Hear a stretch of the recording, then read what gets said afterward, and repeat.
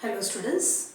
In the previous video, we have seen what is acceleration due to gravity and how to derive an expression for it. Okay. So let us continue with the same topic of chapter gravitation. Let us see here variation of acceleration due to gravity.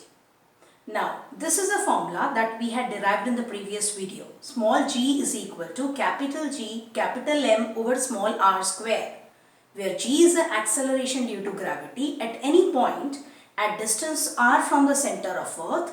Capital G is a constant of proportionality which is called as universal gravitational constant, and capital M is mass of the earth. So you know the factors from this expression. You can state the factors on which this small g depends. Okay, they are mass of the earth and distance of the point from the center of earth. Okay, now here we can assume mass of the earth to be again constant because it might be changing, but it takes, I think so, it takes many years, long duration, very long duration of time to change. So we can assume m also to be constant. Then let us see the variation of g with r. Okay, now first we know from here this expression that g is inversely proportional to r square, and from this expression it is very clear that as r increases, what is r? Distance of the point from the center of earth, and we are talking about point above the surface of earth. Okay, so for all the points above the surface of earth, when r increases, g decreases. Okay, so here I have written as height from the surface of earth increases, g decreases, because if this height will increase, definitely small r, which is equal to capital R plus height h, that will also increase and g will decrease. So this variation we have seen above the surface of earth with height. Now let us see the variation of g with the shape of the earth. See, for practical purposes, for numericals, we assume earth to be a perfect sphere having some radius capital R, whose value is 6400 kilometer approximately. But in reality, earth is not a perfect sphere. It is having this kind of shape. It is flattened at the poles and bulging near the equator. It means if I take the radius along the poles, this, and call it as, let us call it as polar radius, and this is Rp, and Re in this figure is representing radius of the earth along the equator. So we can call it as equatorial radius. Okay, so when we see this, due to this shape, with shape flattened at the poles and bulging near the equator. So due to this shape of the earth, we can say Rp is less than Re. When R is different, so let us write the expressions for acceleration due to gravity here. At poles, let us denote it by Gp. Gp is capital G, capital M over Rp square. And if we write the expression for acceleration due to gravity at any point on the equator, near the equator, we'll get Ge is equal to capital G, capital M over Re square. M is constant at both the places. Mass of earth we are not going to change.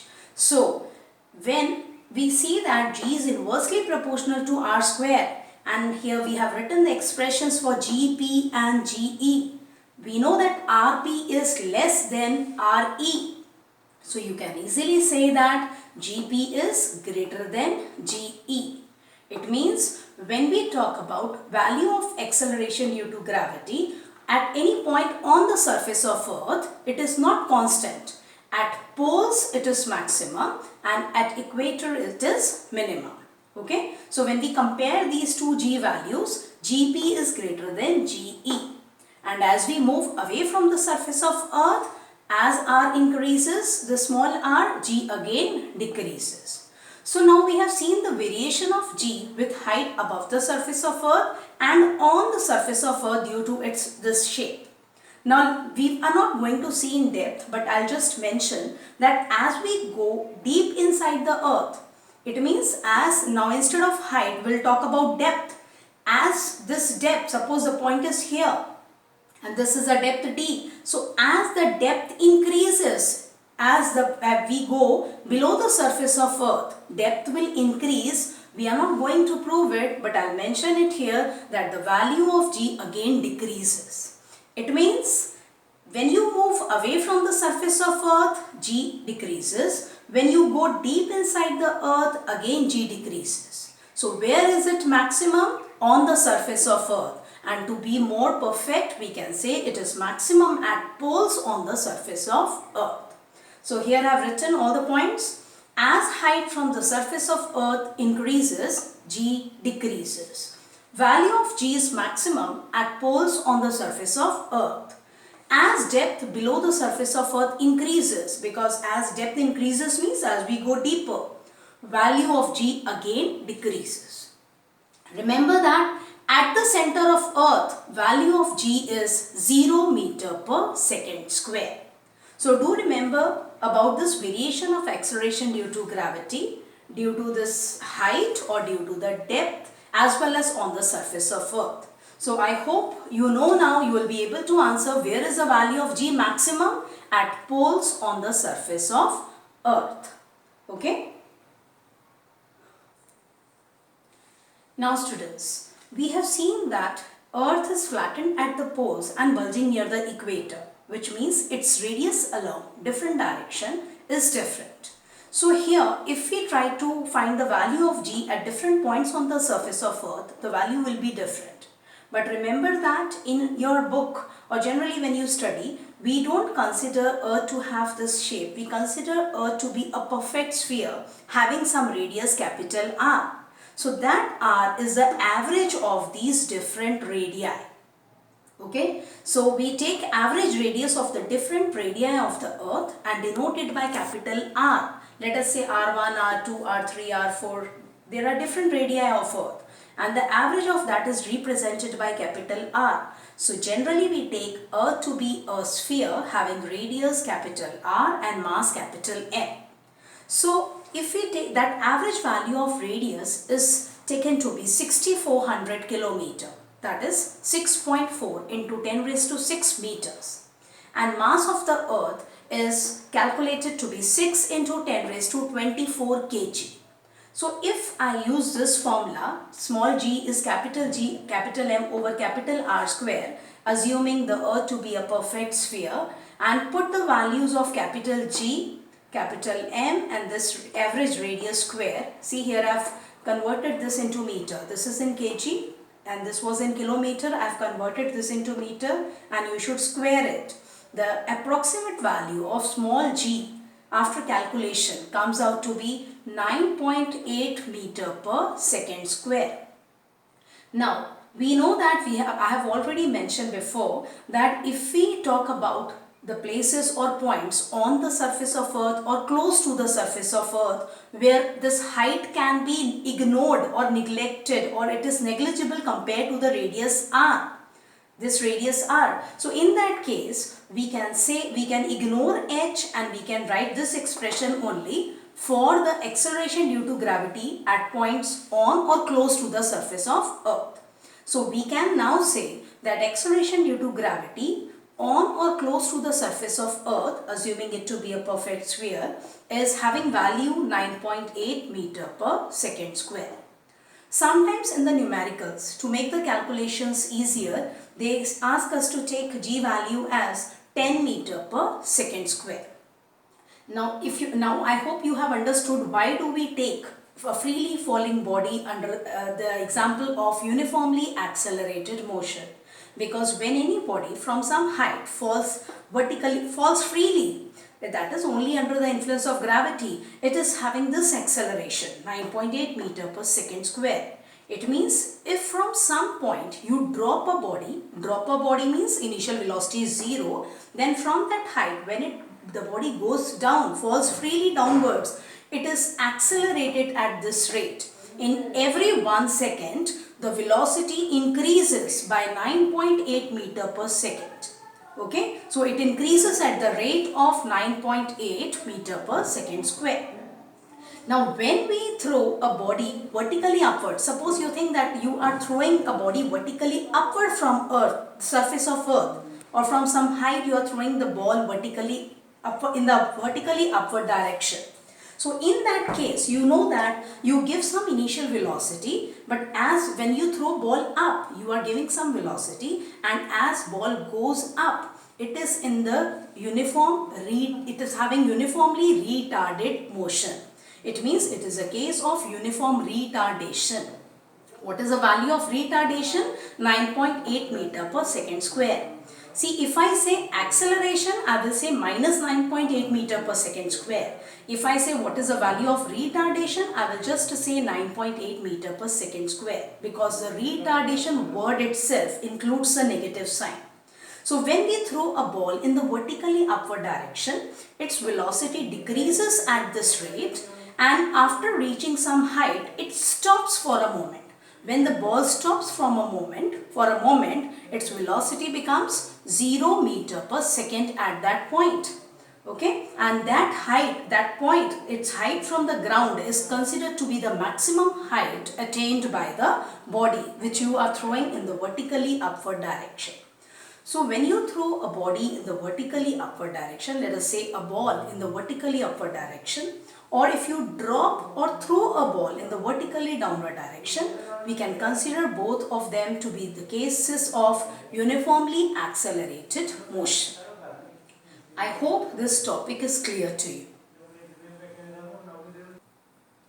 Now we know that freely falling body is a case of uniformly accelerated motion. And the three equations of motion that we had derived in the first chapter, that is motion chapter, they are also valid for uniformly accelerated motion. These are the three equations. First equation is V is u plus at. Second equation is S is ut plus half at square. Third equation is V square is u square plus 2as, where a is the constant acceleration, u is the initial velocity, v is the final velocity after time t, and s is the magnitude of displacement covered in time t. Now let us write these equations for freely falling bodies. So instead of a, we'll represent a by g, because it is acceleration due to gravity now, g. So v is u plus gt, s is ut plus half here, gt square, and v square is u. So I'll repeat this. First equation is v is u plus gt. Second equation, instead of s is the displacement covered. When a body is falling freely, that displacement can be taken as height. Okay, so height h is equal to ut plus half. Again, instead of a, I'll put g. H is ut plus half gt square. For the third equation of motion, again a will be represented by g, and s will be replaced by height h. So v square is u square plus 2gh. So these are the three equations of motion for freely falling bodies. Now remember that suppose if this is the ground and you throw some ball from any point above the surface of earth in the vertically upward direction. So obviously when you are throwing a ball in the vertically upward direction, you are giving it some initial velocity u, let us say. And when the ball goes up, as I have told you, it is a case of uniform retardation. And in that case, when a ball goes up at some point, it will stop for a moment, and at that point we can say the final velocity, when we consider the motion from O to A here, final velocity becomes 0 meter per second. Then if O is a point from where the ball was projected in the vertically upward direction, we can say OA, length OA is the height, maximum height attained by the body which is thrown in the vertically upward direction. Now in this case, so it is a case of uniform retardation, so value of g will be taken as minus 9.8 meter per second square. Okay, so now here see the second diagram. Here I have considered if a body is dropped from some height. Dropped means you are not applying any force, you are just leaving it. So then under the influence of gravity it is going to fall down. So it is a freely falling body which is a uniformly accelerated motion. Its motion is uniformly accelerated. In this case, here at the point, from the point where the body is dropped, their velocity, that is initial velocity, u is taken as 0 meter per second for the motion from B towards this point. And in this case, g value is taken as positive 9.8 meter per second square. Remember students, so in these both are the cases of uniformly accelerated motion. Here it is negative acceleration or retardation, and this is a case of positive acceleration. Okay, now you should remember time taken by any body to reach from O to A. Let us say you have thrown a ball from O in the vertically upward direction.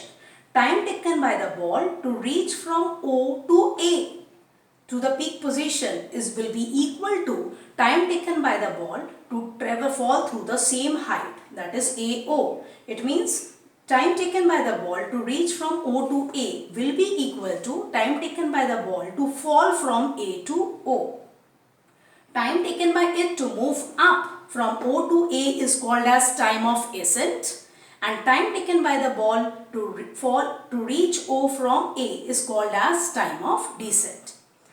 Okay, so I hope this topic is clear to you, but in this case remember, since we are using this point which is already above the surface of earth, while it falls down, it is going to reach down here on the ground. Finally it is going to reach on the ground, so this total time will be more, but time taken by it to reach from A to O will be equal to time taken by it to reach from O to A. I hope the topic is clear to you. Revise this video, revise the topics, and we'll continue with this in the next chapter. Thank you, students.